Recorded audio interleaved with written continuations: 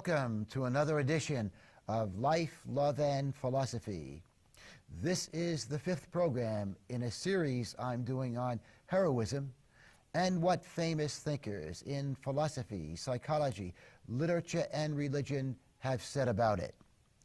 Among the questions I shall be addressing in this program is the following. Can one have done something quite immoral and still be entitled to be regarded as a hero? But first, a brief review of some of the comments I made last week and some of the ideas I tried to develop in my last program. I spoke of two kinds of heroes: heroes of action and heroes of thought.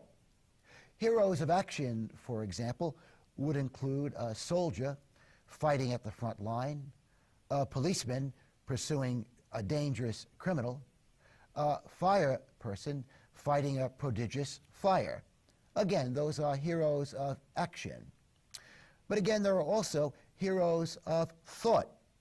Heroes of thought are people who help us to think more clearly. They are people who help us to see what's truly important in life. They help us to see through the nonsense and the manipulation of so much television programming, advertising, the movie industry, music industry, and political propaganda from both the left and the right. Heroes of thought also help us to see through the transient to the enduring. The media habitually focuses on the likes of Britney Spears, Anna Nicole Smith, rap artists, athletes, etc., and so often pays little attention to what's really important in life. Well, heroes of thought help focus our attention on what's really important in life. Some heroes of thought have been famous. Most heroes of thought, I think I can say, are not famous, have not been famous. Among the famous ones are people such as Socrates, Jesus, Buddha, Shakespeare, Tolstoy, Jane Austen, Virginia Woolf.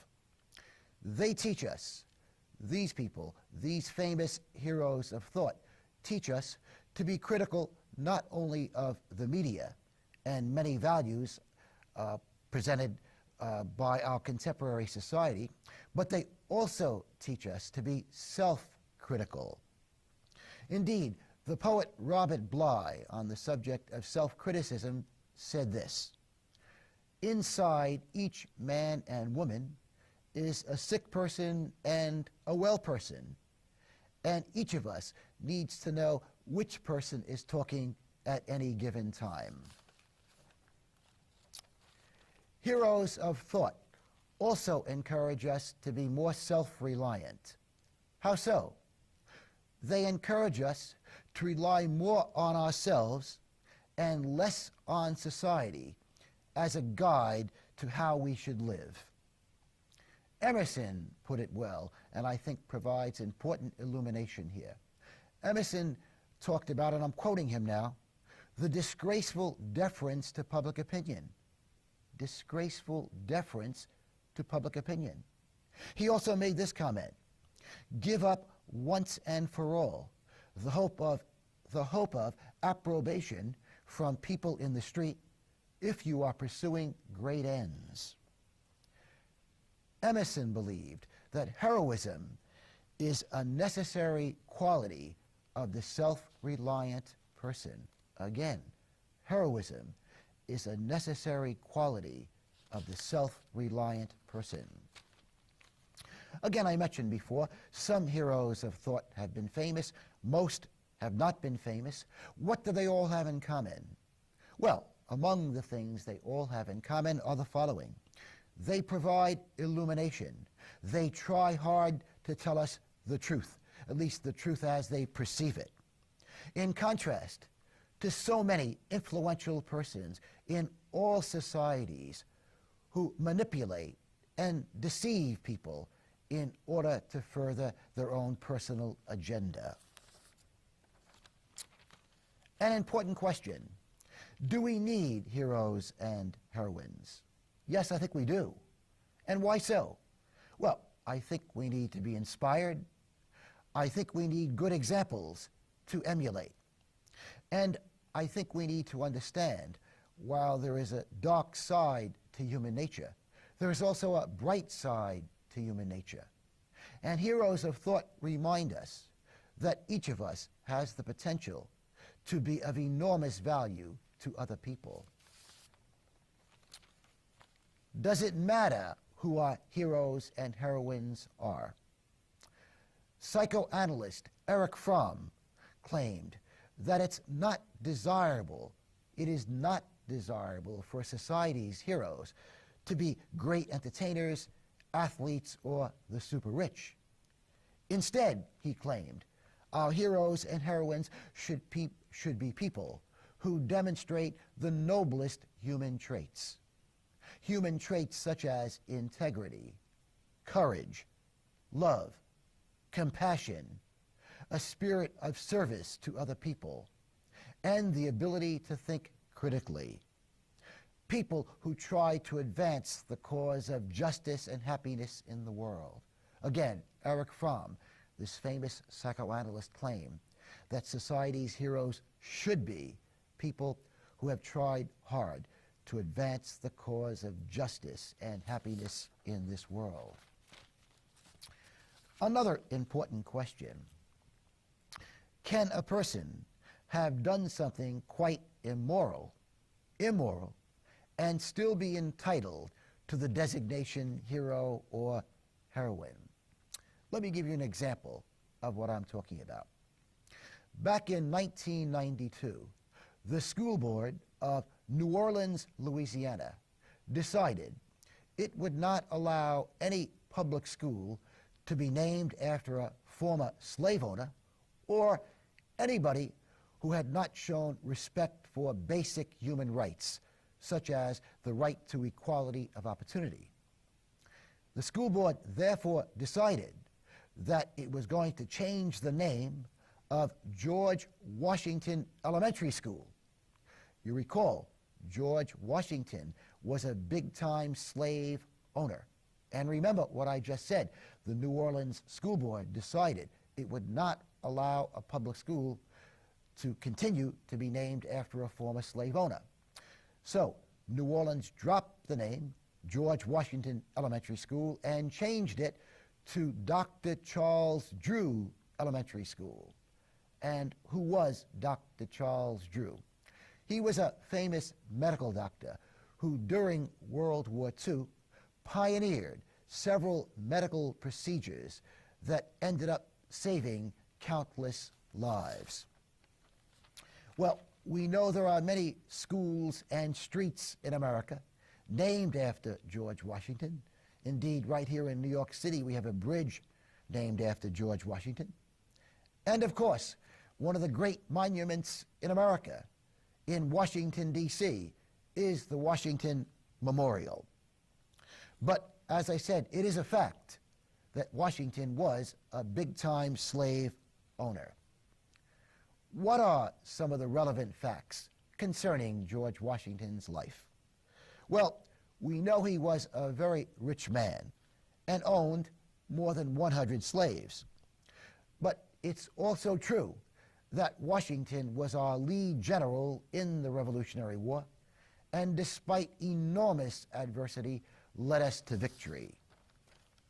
Also, there is a consensus that George Washington, our first president, was a very good president, perhaps a great president, and historians credit Washington with helping our country to get off on the right foot. Also, Washington set a very good example. There were people at the time who wanted him to become a king. Others, such as Alexander Hamilton, wanted Washington to become president for life. Well, Washington disregarded, turned down, refused these offers, so to speak, and indeed established the presidential tradition of serving only 2 terms as president. He almost certainly could have been elected to a 3rd term, but chose not to run for a 3rd term as president. And as I said, he set a tradition, and this tradition was not broken until the 20th century, when Franklin D. Roosevelt ran for a 3rd time, indeed also for a 4th time, and won both times. As you probably know, some years after FDR died, our Constitution was changed to place a 2-term limit on the president, so that no one any longer can serve more than 2 terms as president. But again, it was Washington who set a good example in this sense. If a trial were to be held to determine whether George Washington is entitled to be regarded as a hero, what might be some of the chief arguments of the prosecution and some of the chief arguments of the defense? First, the prosecution. It would point out that Washington was a slave owner despite the principle articulated in our Declaration of Independence that all men are created equal and are endowed by their Creator with certain unalienable rights, which include the right to liberty and the right to pursue one's happiness. I think it's fair to say that Washington, as a slave owner, was violating many people's fundamental democratic rights, such as the right to equality of opportunity. Also, it's been said that Washington and other slave owners violated God's law and the Golden Rule. You recall, the Golden Rule says, "Do unto others as you would have them do unto you." I don't think Washington himself would have desired to be enslaved or to have his family enslaved, yet he enslaved others. To fully understand how brutal a system slavery was, one must understand that the southern states had laws prohibiting the education of slave children. That's right. It was illegal in the South to teach a black slave child how to read and write. Why so? Well, Southern politicians believed that if slaves learned how to read and write, they would be more difficult to control. Let me address my comments now to the parents who are watching this program. What would your attitude be towards a person who went along with a system which made it illegal to educate your children? You recall some years ago, there were many stories in the American press about the Taliban ruling Afghanistan and the fact that they were prohibiting girls from going to school, prohibiting girls from getting an education. And you will recall how incensed Americans were at the Taliban for prohibiting the education of females. Well, we must remember that when slavery existed for almost 200 years in America, education was prohibited to the slave children, indeed, as well as the slave adults. And now for the defense. If someone were to defend Washington's right to be regarded as a hero, again, what would the chief arguments be? Well, Washington was a very brave man who showed integrity in almost all areas of his life. And he made enormous contributions to our country, not only leading us to victory in the Revolutionary War, but as I pointed out before, he was at the very least a good president, maybe a great president, who laid the foundation, at least helped to lay the foundation for a country which some people regard as the greatest in the world. Also, it must be pointed out that in his will, George Washington freed all of his slaves. Questions. Should we regard George Washington as a hero? What do you think? Should we have a great memorial in Washington, D.C. to him? And can a person have done something quite immoral, such as enslaving people, including children, and still be entitled to be regarded as a hero. What do you think?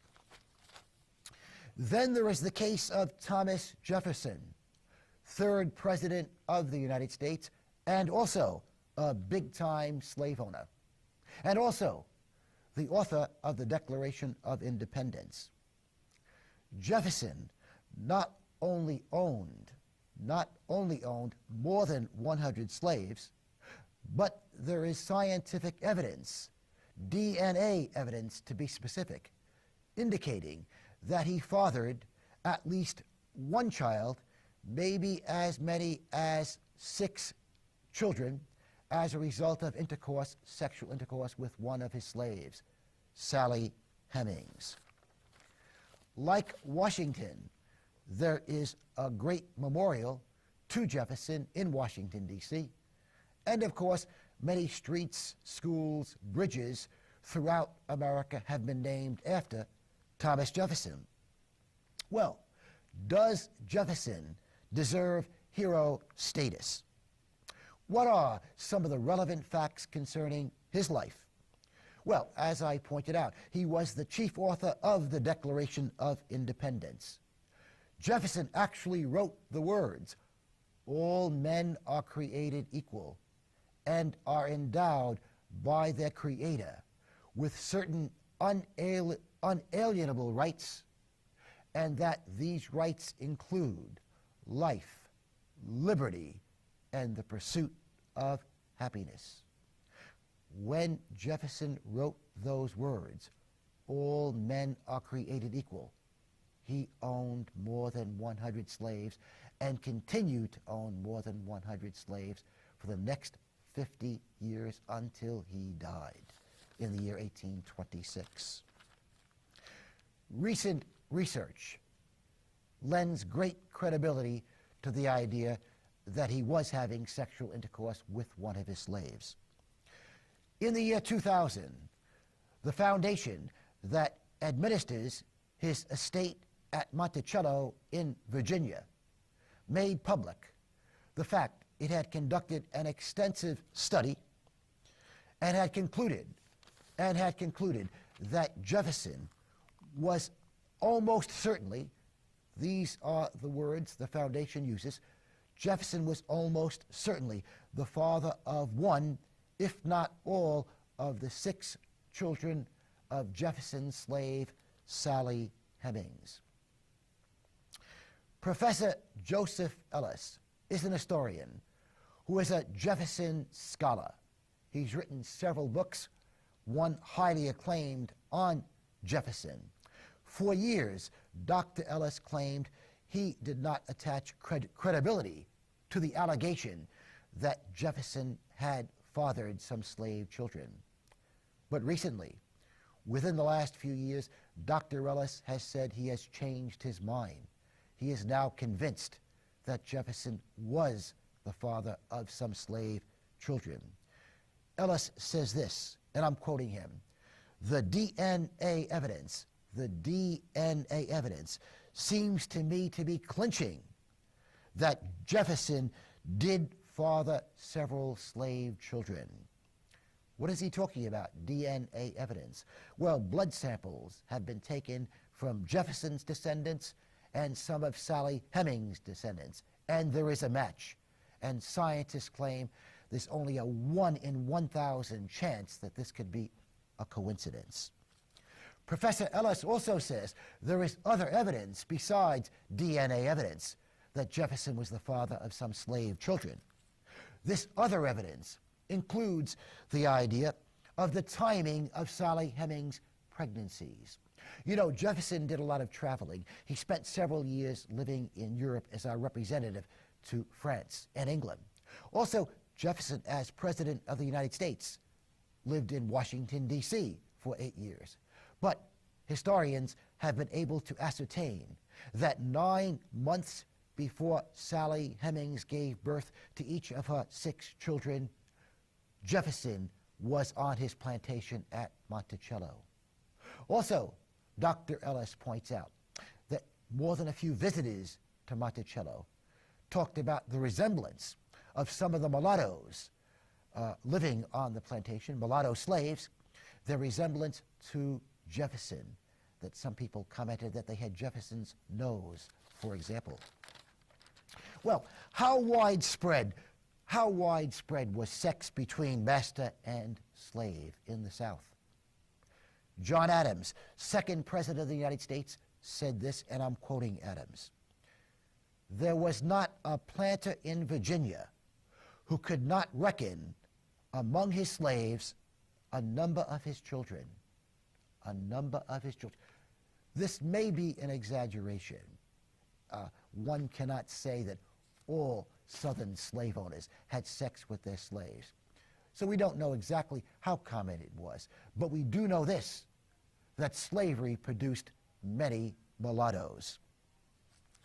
This is Professor Ellis's concluding statement concerning Jefferson and the allegations that, again, he fathered some slave children. Here are Professor Ellis's own words. "The likelihood of a long-standing sexual relationship between Jefferson and slave Sally Hemings can never be proved absolutely, but is now proved beyond a shadow of a doubt." Again, Professor Ellis says the allegation that Jefferson had a long-standing sexual relationship with one of his slaves, quote, "is now proved beyond a shadow of a doubt," end of quote. Incidentally, Jefferson was 28 years older than Sally Hemings. If a trial were to be held to determine whether Jefferson is entitled to be regarded as an American hero, again, what would be the chief arguments of the prosecution and the defense? First, the prosecution. Jefferson, the prosecution would claim, was a hypocrite. He wrote the words, "All men are created equal," and simultaneously owned more than 100 slaves. Indeed, at one time, he owned almost 200 slaves. Also, if he had sex with Sally Hemings, he broke the law. In the South, it was against the law for whites to have sex with blacks. Indeed, some Southern states had such laws right up to and including the 20th century. Also, unlike Washington, Jefferson did not free his slaves in his will. Well, he freed a few. He freed about 5 slaves in his will. And all of the slaves he freed were part of Sally Hemings' family. Again, interesting that he did not free his slaves in his will, despite the fact that Jefferson wrote in a very famous book he wrote called Notes on Virginia, wrote that slavery was evil and brutal. Those are Jefferson's words. Slavery was evil and brutal. Why didn't he free his slaves? Well, historians tell us he was deeply in debt as he approached death, and he wanted his daughter, who had many children, to be able to sell many of the slaves to pay off his debts. And indeed, that was done after he died. And now for the defense. What would those who claim that Jefferson is entitled to be regarded as an American hero claim? Well, they would say that he was the author of one of the most important documents in all of recorded history, the Declaration of Independence. That document articulated ideas that changed the world. Jefferson, in the Declaration of Independence, said governments should get their power from the consent of the governed. This was revolutionary. Almost all the rulers at the time were kings, queens, emperors, empresses, dictators of one kind or another. Jefferson said they are ruling illegally in a certain sense. They have no valid foundation on which to rule. In other words, Jefferson was attacking the idea of having kings and queens, emperors and empresses. Also, he attacked the idea of divine right. Some kings, when asked, "Where did you get your power from?" they said, "We got our power from God." Jefferson said, "Nonsense. For any ruler to rule legitimately, that ruler must get his power from the people, through elections, for example." Also, In the Declaration of Independence, Jefferson justified revolution. Jefferson claimed that if a government was not protecting people's human rights, the people had the right to alter or abolish the government. This, of course, upset virtually all of the rulers in the world. And yes, many of them were aware of the Declaration of Independence, or soon became aware of the Declaration of Independence.